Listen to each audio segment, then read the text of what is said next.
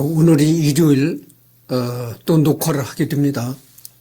2026년 2월 8일 오후 12시 56분입니다. 이제 여기서부터 할 차례죠. 제갈각. 제갈근의 장남인 관계로 제갈량에게는 조카, 제갈근 사후, 손준과 더불어 오나라의 실세가 되었지만 오해 막대한 손실을 초래하게 했고 전형을 일삼는 것을 계기로 살해당하고 만다. 이 때문에 코웨이 삼국지 시리즈에서는 제갈씨 능력자 3인방, 그게 누구냐면 제갈량, 제갈근, 제갈각 중 혼자만 매력이 유난히 낮다. 아버지와 작은아버지는 둘 다 90대를 호가하는 매력이 있지만 제갈각 혼자만 50, 60대의 매력이다. 매력 이외의 능력은 작은아버지와 거의 흡사할 정도의 규제. 그래도 동흥제 전투는 속이며 피해에 불구하고 위군 수만 명을 그대로 죽였는데 이는 숙부 제갈량조차 이루지 못한 업적이었다. 그러나 이후 합비 전투의 삽질로 다 말아먹었다. 제갈각도 숙부 제갈량의 명성을 알고 있었는데 선권이 네 부친과 숙부 중에 누가 더 뛰어나느냐고 묻자 신의 부친은 섬길 곳을 알지만 숙부는 모르기 때문에 뛰어난 것입니다라고 대답하여 선권을 만족시켰다. 다만 서로 간의 안면식도 없었음에도 제갈량은 후일 오나라에서 제갈각이 서성의 후임을 맡아 군량을 책임지게 된다는 소식을 듣자 육손에게 편지를 보내 조카 제갈각은 부친 제갈근과 다르게 성격이 사나워 일을 맡기 어렵습니다. 차라리 다른 업무를 보게 하는 게 나을 겁니다 하고 조언 주고 육손은 옳게 여겨 선권에게 청해 제갈각의 보임을 군사 지휘로 변경시킨다. 사실상 타국의 군사 행정에 간섭하는 것인데도 불만 없이 수용한 것을 보면 꽤 아리송한 부분이다.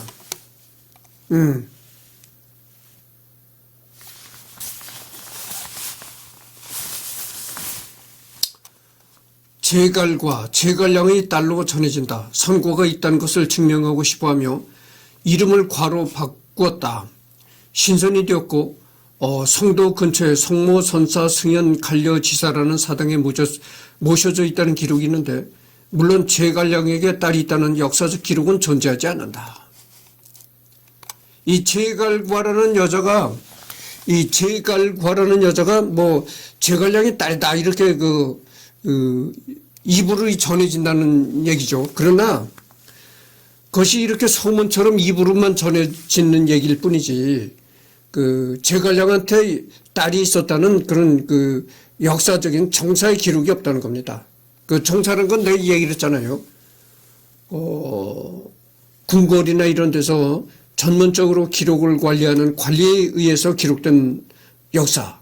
그러니까 가장 신뢰성이 있는 역사죠. 그런 가장 신뢰성이 있는 정사에는 제갈량의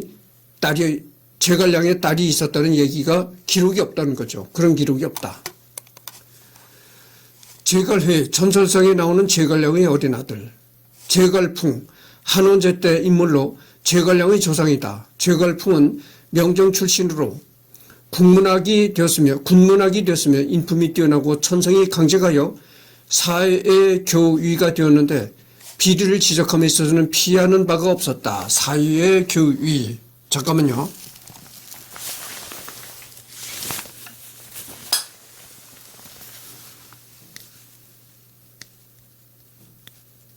잠깐만 기다려 주십시오.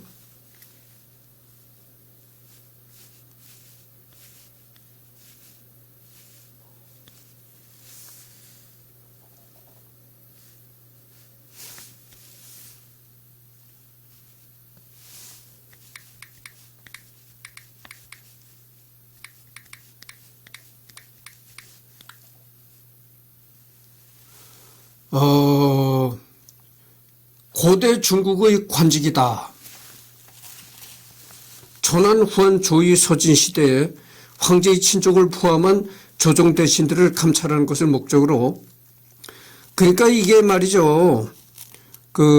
아주 고대 중국의 관직이라고 하는데 황제의 친족, 황제 친척들을 감찰하는 황제 친척과 대신들, 그러니까 지금으로 말하는 장관급 고위직 관직이죠. 그런 사람들을 감찰하는 직책이 바로 사회교육이라고 하니까 여러분들 지금으로 말하면 감사원에 해당된다 이렇게 얘기를 할 수가 있겠죠. 감사원장에 해당되는 그런 벼슬이다 이렇게 말할 수가 있습니다. 그래서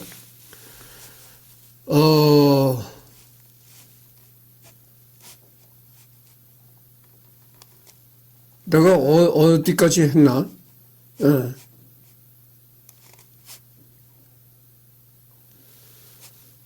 그래서 당시 경사에는 그 사이 어찌 보기가 뜸한가 제갈풍을 만났기 때문일세라는 말이 유행하였다. 시중 허장이 황제의 예속으로서 법을 무시하고 사음한 행동을 하자 제갈풍이 부조를 들어 허장에게 명하며 포박하려고 하였다. 이때 황제는 제갈풍의 부조를 거두어 들였으니 사예의 부절이 제거된 것은 제갈풍으로부터 시작되었다. 제갈풍은 황제에게 글을 올리기를 포의 선비로서도 오히려 문경지교가 있는데 이제 사해의 광활한 땅에 일찍이 저리를 지키고 정의를 위해 죽는 신하가 없습니다. 모두 아첨하며 구차한 태도나 취하고 환심을 사기 위해 서로 알랑거리는 행동을 하며 사가의 이익만 생각하고 국가의 정사는 망가하니 신은 참으로 부끄럽습니다. 충신과 직사가 화를 피하지 않는 것은 진실로 군주를 위해서입니다. 하였는데 말이 매우 절실하고 곧았다. 그는 뒤에 서인이 되어 집에서 죽었다. 이런 얘기입니다. 여기 보면 인품이 뛰어나고 천성이 강직하여 사회의 교유가 되었는데 이런 얘기가 나옵니다. 그러니까 오늘날에도 그렇잖아요. 오늘날에도 감사원장은 좀 성격이 대쪽 같고 아주 원칙주의자고 이런 성향의 사람을 감사원장으로 임명하잖아요. 대통령이. 예, 그랬던 거죠. 제갈규, 제갈근, 제갈량, 제갈균의 친부. 이 제갈규라는 사람은 제갈량의 아버지라는 거죠. 자는 근공, 제갈풍의 자손이나 몇 대 자손인지는 명확하지 않다. 중국 학계에서는 제갈풍과 제갈규 사이의 공백기를 따져 약 7대에서 8대 손 정도로 추정하는 모양. 태산군의 군중을 역임했으며 부인 장씨 사이에서 3남 2녀를 출산, 순서대로 장남 제갈근, 장녀, 차녀, 차남 제갈량, 막내 제갈균이 태어난 모양. 제갈량이 3, 4세 때 장씨가 사망하자 후처를 드렸고 제갈량이 8세 전후가 되었을 때 사망하였다. 대한민국 제갈시 시조이기도 하다. 이런 얘기입니다.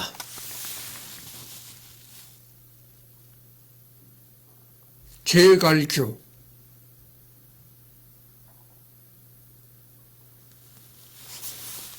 이 제갈규라는 사람이 제갈량의 아버지라는 사람인데 이 사람이 대한민국 제갈시 시조이기도 하다 이런 얘기입니다. 그러니까 내가 전번에 제갈량의 손자가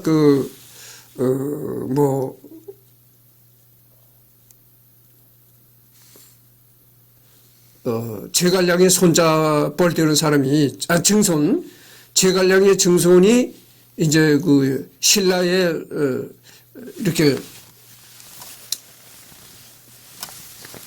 뭐라고 하나 신라 땅에 와가지고 그래서 대한민국 제갈시 시조가 되었다 이런 얘기를 했잖아요. 근데 증손이 아니고 여기 보면은 그때 내가 잘못 얘기한 겁니다. 여기 보면은 아버지 제갈량의 아버지 제갈규가 대한민국 제갈시 시조라는 겁니다. 제갈규. 잠깐만요.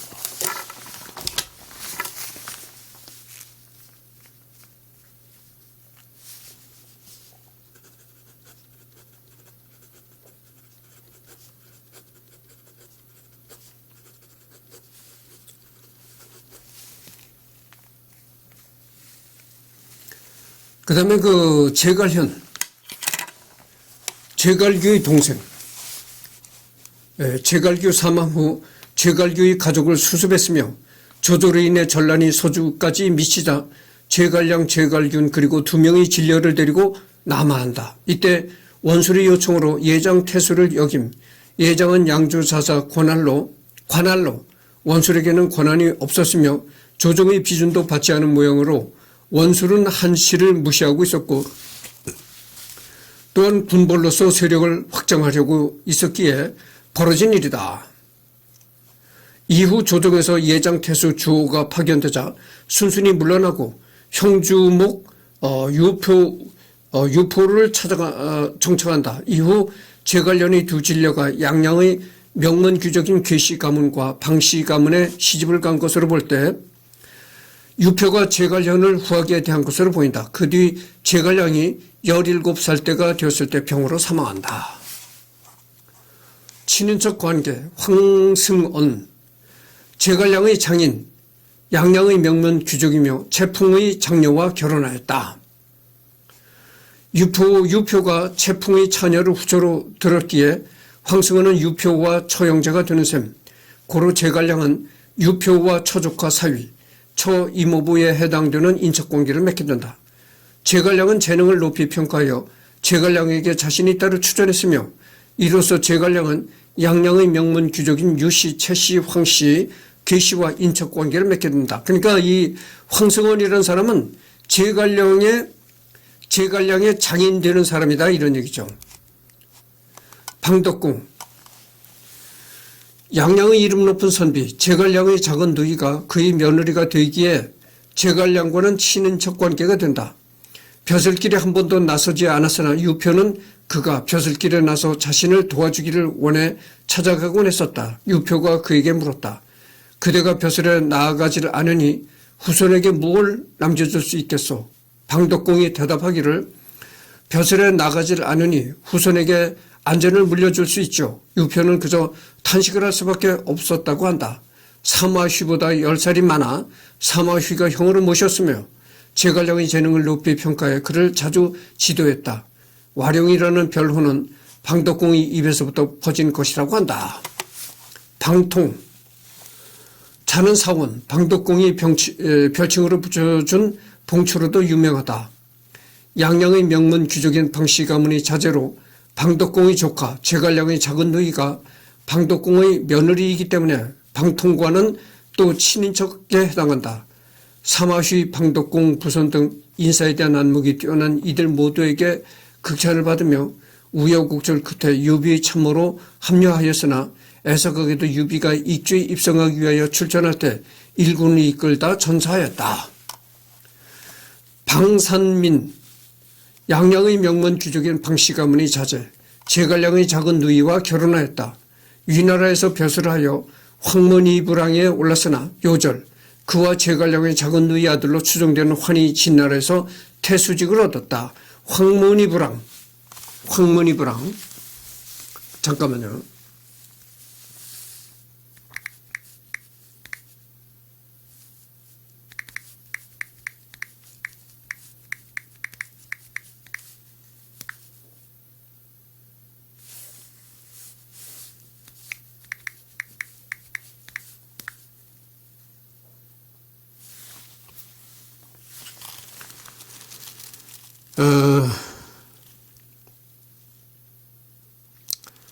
방산민은 삼국시대 위나라 인물로 방덕궁의 아들이자 제갈량의 매부로 서게 된다.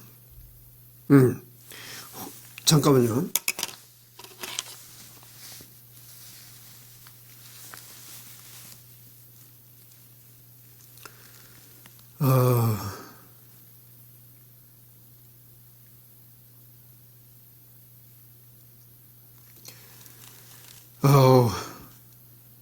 행정사무를 담당하는 부서를 가리키는 말로 황문이부랑은 황문부서의 행정 담당 관직을 뜻한다 이렇게 나와 있네요.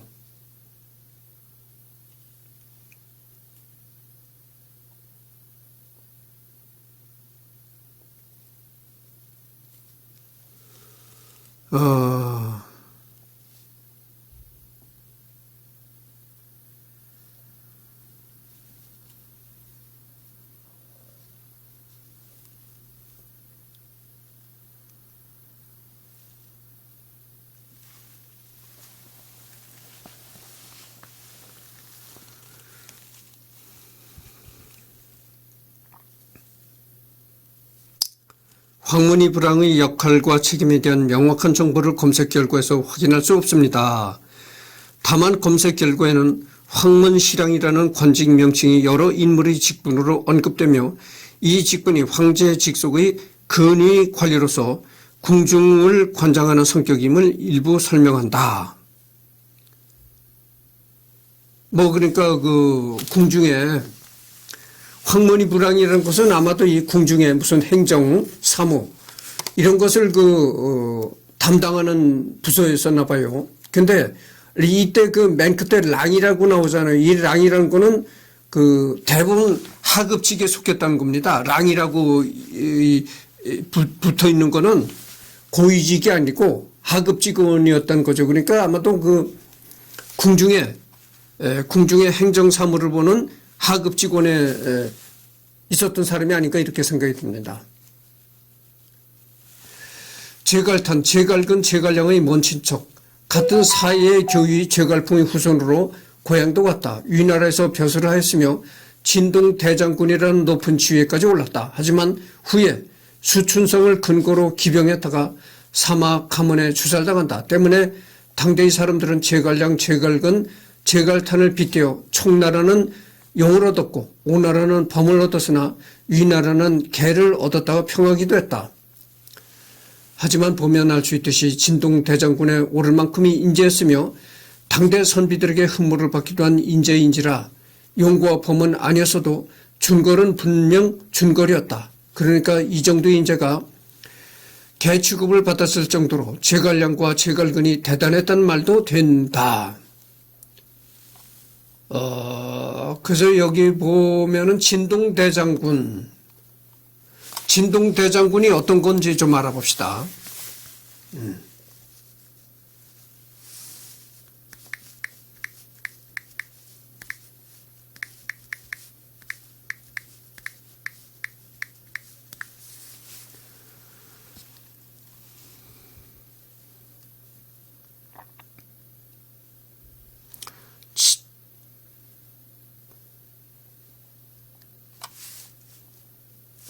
진동대장군의 역사.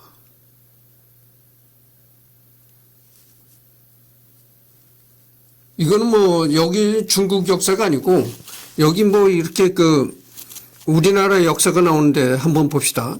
진동대장군은 고려 말기 무신 이방실 장군의 묘를 가리키는 표현으로 보이거나 삼국시대 백제에 책봉된 진동대장군 같은 외교 군사 관직을 뜻하는 경우가 검색 결과에서 확인됨 이렇게 나왔네요.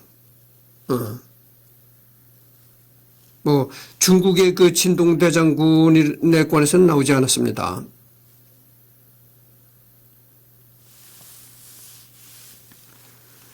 대장군은 동아시아 국가들의 역사상 자주 나타나는 무관 관직이다.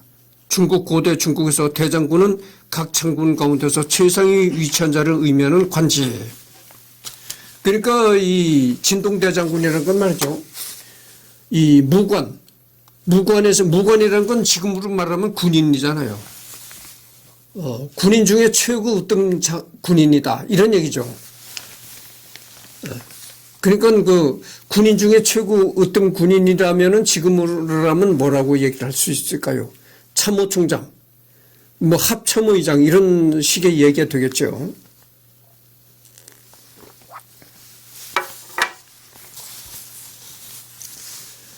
계기 양양의 명문 귀족인 괴씨 가문의 자제, 제갈량의 큰 누이와 결혼하였으며 평판이 좋은 인물이었다. 상기했다시피 위나라에서 박능 태수를 지냈으나 맹달이 박능을 공격했을 때 살해당했다. 괴씨 가문의 자제인 그가 자영이라는 것만으로도 제갈량이 양양의 입지를 얻는데 많은 도움을 주었을 것이며 제갈량과도 교우 관계가 있었을 것으로 추정된다.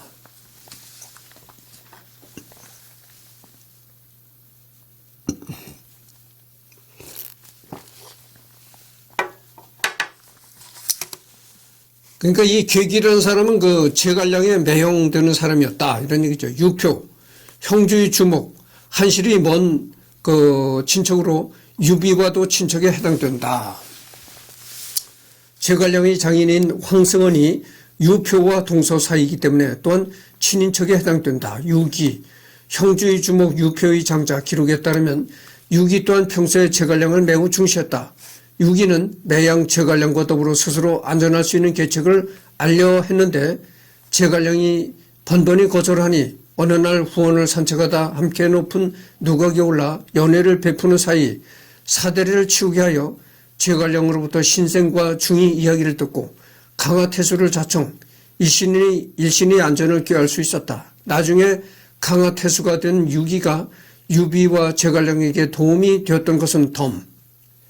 유기가 누각 유의 사대를 치우면서까지 제갈량에게 계책을 구했다는 것도 그렇고 사사로이 후원을 같이 산책하고 연회에 초대될 정도면 평소 친분이 있던 사이라는 건 확실해 보이는데 제갈량과 인척 관계가 있어 자주 왕래하다가 제갈량의 능력을 보고 평소에 매우 중시하게 된 듯 싶다. 거기에 유기는 제갈량을 중시함으로써 유비와의 관계 형성에도 영향을 미쳤을 터이다.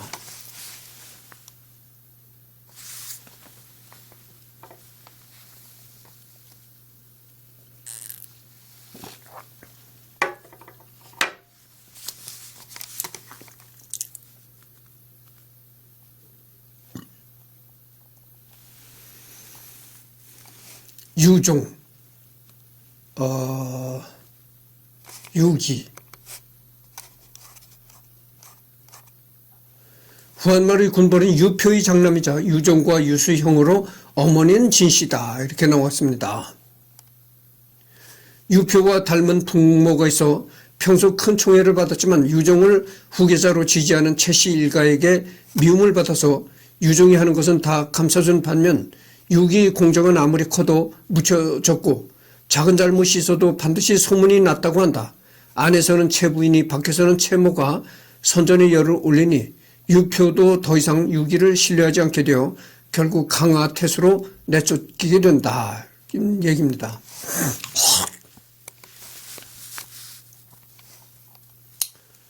유종 부인들이 모두 채모의 조카였던 동서 관계다. 하지만 채모랑 같이 후계자 문제로 사실상의 정적이다. 채모, 유표의 신하로 형주의 2인자, 채모의 형제들 중 둘째 누나는 유표, 큰 누나는 황승원의 부인이다. 즉 제갈량에게 채모는 처외삼촌인 셈. 하지만 그럼에도 불구하고 유표의 후계자 문제 때문에 채모와는 사이가 매우 나빴다. 교우 관계. 유비가 제갈량을 등용하면서 덕을 본 것 중에 하나가 제갈량의 인적 네트워크란 시각도 있다. 그 전까지 유비는 그를 보좌해 줄 인재들이 그리 많지 못했지만 제갈량을 등용함으로써 제갈량을 알고 지낸 형주의 인사들을 추천받거나 하여 상당수의 인재들을 얻을 수 있었다. 제갈량을 얻기 전 유비군의 인적 자원 구성은 관우, 장비, 간홍, 손건, 미축, 진도, 유염, 위연, 그다음에 조운 등이다. 그러나 이들도 생활 기반을 모두 버리고 온 데다가 사마휴의 평가처럼 한 국가를 경영하고 유지할 제목은 되지 못했다. 진등, 진군, 전에 원한처럼 피치 못할 사정으로 헤어진 부하들도 있었다. 유비는 정처 없이 떠돌아다닌 생활이 길어서인지 친족 중심으로 운영하던 조조나 손씨 가문과는 달리 유씨 종친인 네트워크나 스승 노식으로 구축된 학파 인맥의 덕을 거의 보지 못한 듯하며 유표 사후 유기를 따르는 형주의 자녀 세력을 포함해 제갈량과 방통으로 대표되는 형주파와 입촉전으로 유장 휘하에 있던 이 주파를 다속게 되면서 비로소 제대로 된 인재들을 활용할 수 있게 된다.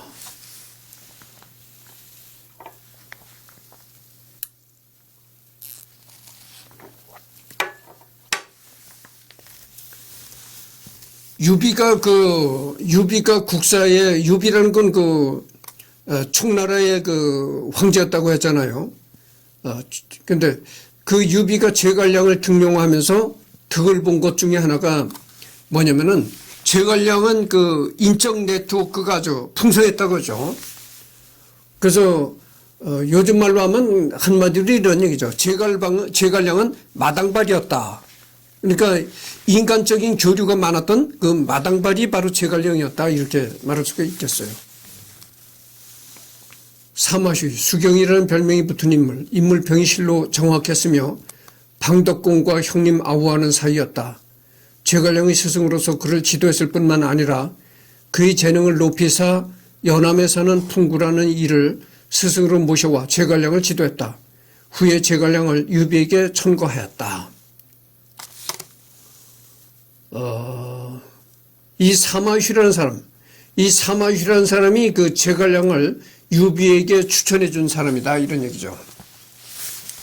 최주평, 박릉 출신. 박릉 최씨는 남북조 수당시기 태원 왕씨 등과 함께 산동 귀족의 대표 가문이다. 이름은 균. 자가주평으로 한글로 동명이인인 형 최균이 있다. 아버지는 한영제 때 사도, 태위 벼슬을 지낸 최열로 동취라는 고사를 남긴 사람이다. 부패 관료인 아버지와는 달리 건실한 사람이었던 것으로 보인다. 제갈량이 출사하기 전 스스로를 관중과 악의에 비유했을 때 다른 이들은 수긍하지 않았으나 최주평과 서서만은 그 재주를 인정하고 변호해 주었다.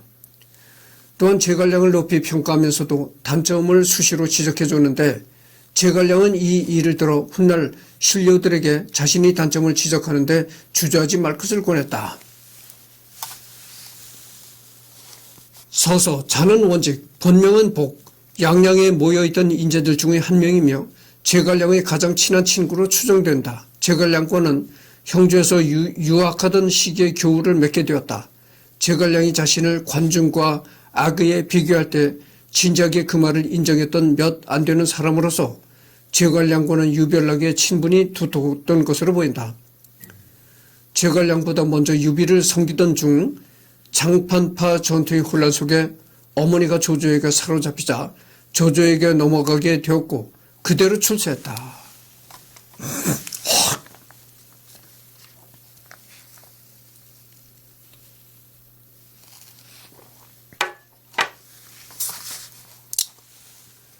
석도, 자, 광원, 제갈량과 형제에서 함께 유학을 했던 인물이다.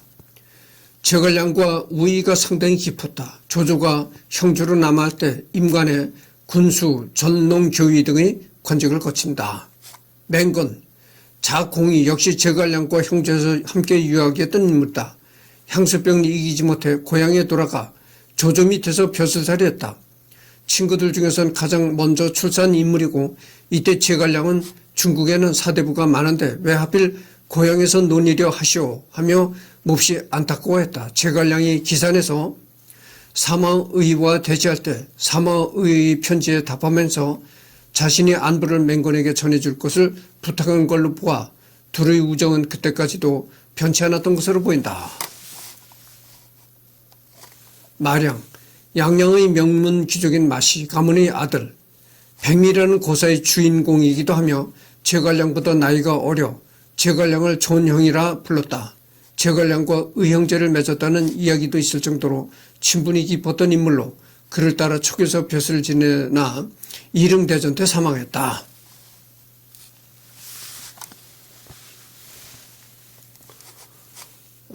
이 마량이라는 인물은 제갈량과 의형제까지 맺었다는 그런 얘기가 있다는 겁니다. 그러니까 그걸로 미뤄봐서, 그걸로 짐작해봐서, 이 마량이라는 인물은 제갈량과 상당히 친한 그런 상태를 유지했던 인물이라고 생각이 듭니다.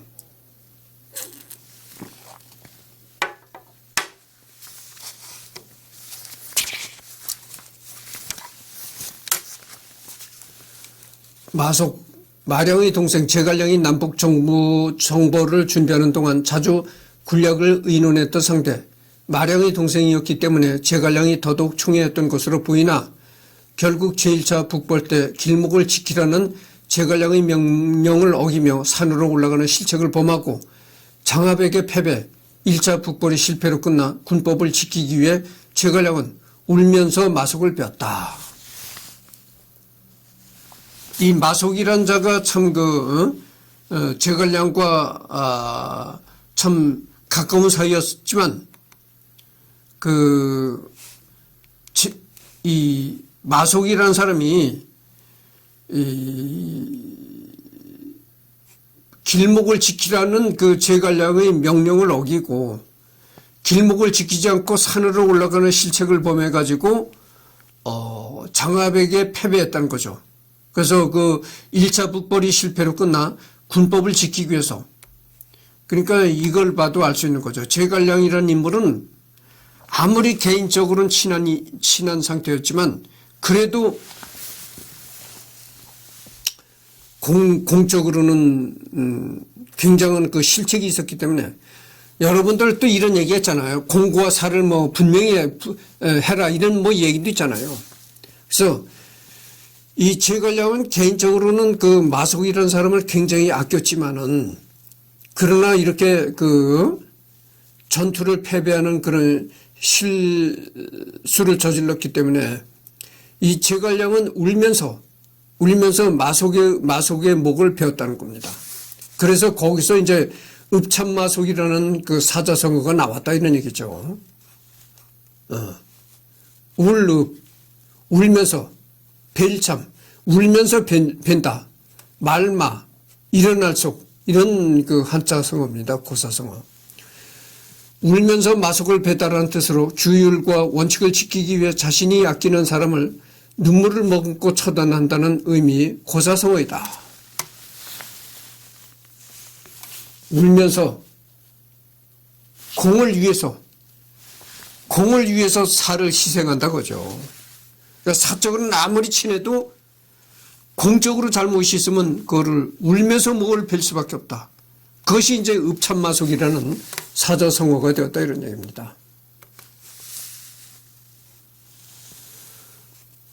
장원 제갈량의 후임자, 일찍이 근무태만 혐의로 유비가 죽이려 했으나 그 능력을 알아본 제갈량에 의해 목숨을 건지고 제갈량 시대의 능력을 발휘하기 시작한다.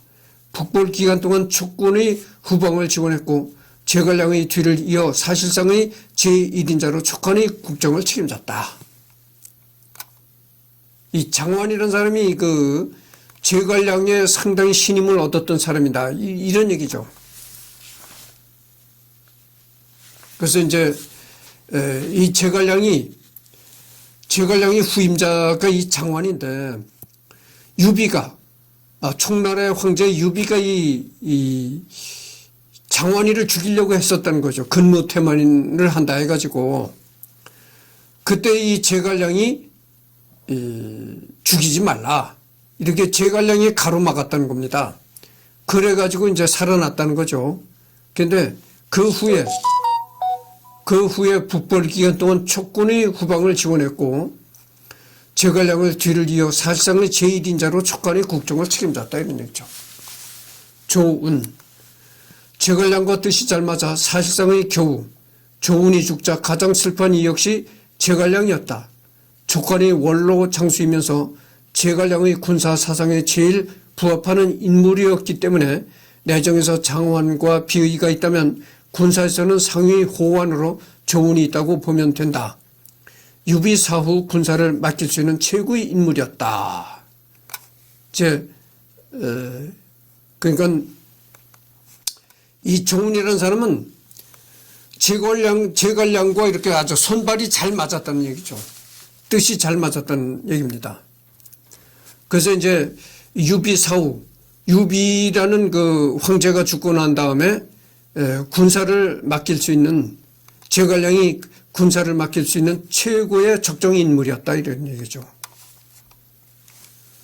강유, 제갈량이 북벌 중에 발굴한 젊은 인재, 기성 출신으로 일찍부터 정연히 학문을 익히며 한실 부흥의 뜻을 두었던 것으로 보인다.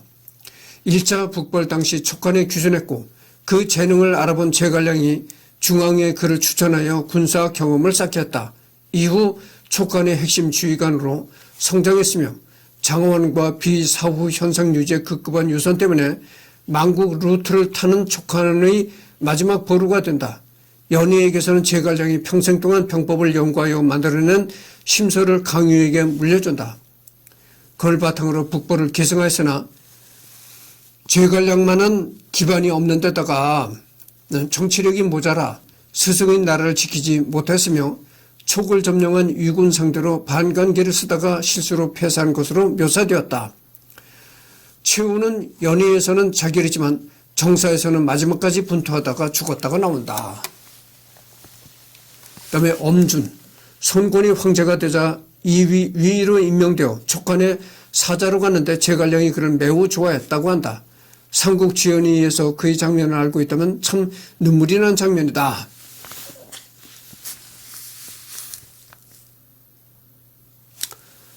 가비는 선비적의 족장으로 위나라에 상당한 위협을 가했으며 제갈량의 북벌에 협조적이었다. 연의에선 오로침공전에서 촉간을 공격하는 포지션으로 나오지만 실제로는 제갈량의 협력자였다.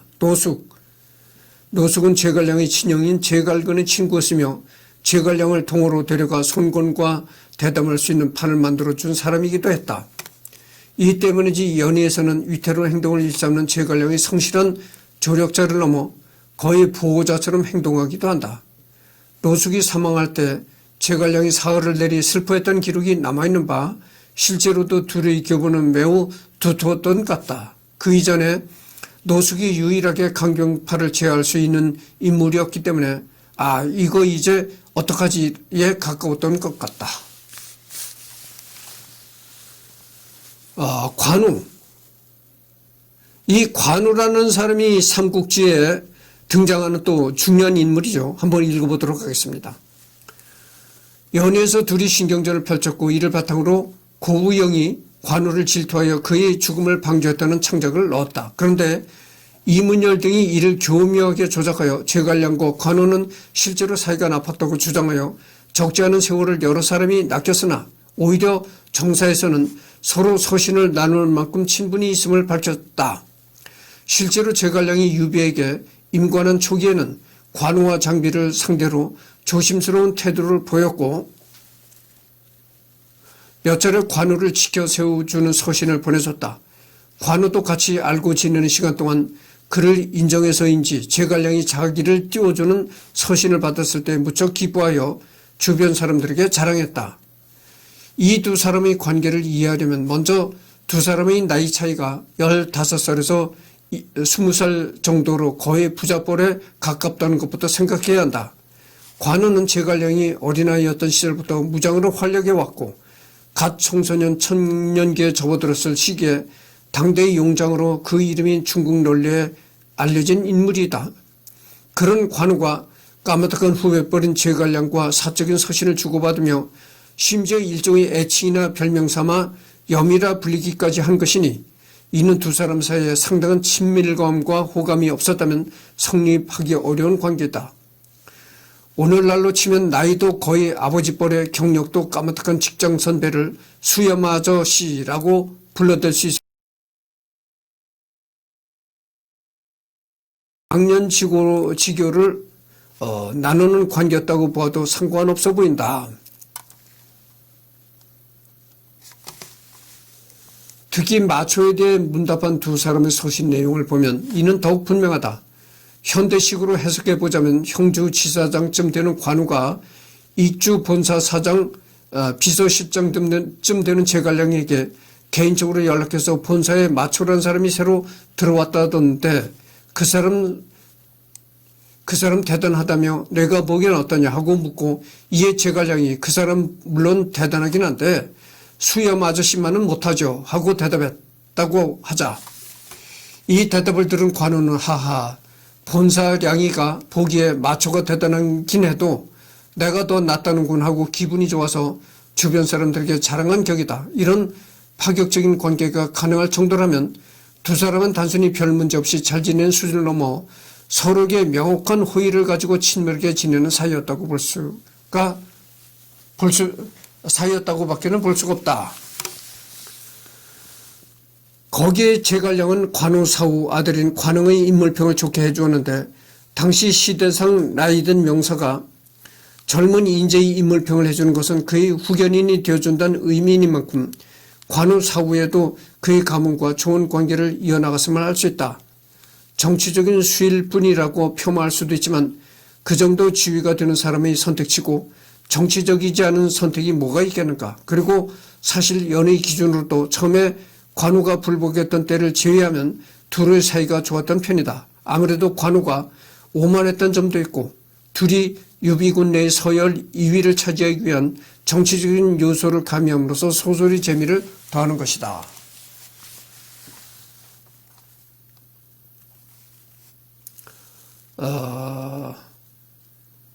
그래서 여기서 끝내고 일요일 두 번째 녹화를 했잖아요.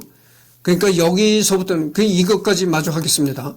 등지, 이릉대전 이후 오나라의 화치를 맺기 위해 보낸 외교관으로서 사실 이해관계가 일치한다 해도, 이해관계가 일치한다고 해도 오나라에 보낼 사신이 마땅치 않았으나 수많은 신하들 중 등지만이 초고동맹을 주장하며 등지 인품에 만족한 제갈량이 추천하여 외교관으로 오나라에 보냈고 만족스러운 결과를 얻었다, 이런 얘기네요.